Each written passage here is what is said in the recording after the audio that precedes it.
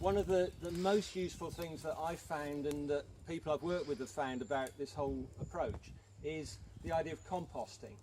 So one of the big differences between organic farms or gardens and chemical farms and gardens is that in organic systems you basically use the rubbish as your source of fertility.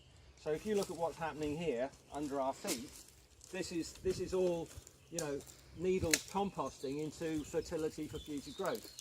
In the same way, organic farms are basically using the crap, you know, the animal manure and the offcuts and so on. They're composting that to provide the fertility for future growth, whereas chemical farms are using artificial fertilizer, which actually pollutes the ground and uses fossil fuels to do it.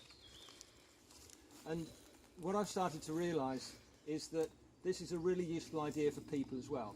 So if you start to think about how we usually deal with negative feelings or anxious thoughts, we tend to sort of push them away instead of reusing them. If you think about it, there's just as much energy in anxiety and worry and stress as there is in the crap and the waste leaves that get composted into fertility in a system like this.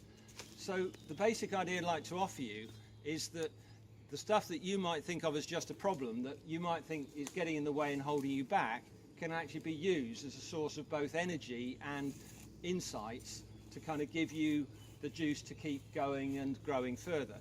It may be a lot more complicated to do that than it sounds to say it. I'm not suggesting that this is all dead easy, particularly if you're dealing with major stress, major problems, conflicts with other people. But I'm saying the basic idea of saying, actually, you know what, there's a lot of energy in this, and negative energy can be turned into positive energy in just the same way as a composting system does. That's the thread I'm suggesting that you stay with, and there are a variety of ways of doing that. Some of the simplest ways of doing that are about breathing. So, you know, we've already yesterday evening talked about, if you're feeling tense, just take some deep breaths and push it out. So that can be quite a simple way of starting to turn a sense of tension into a sense of relaxation. We've also talked a bit about mindfulness. So mindfulness is another very good way of dealing with stress, and instead of just being focused on the anxious bit, by coming back to the here and now physically, that's a good way of living with the stress and gives you a chance to actually deal with it and you know, come through it in some positive way.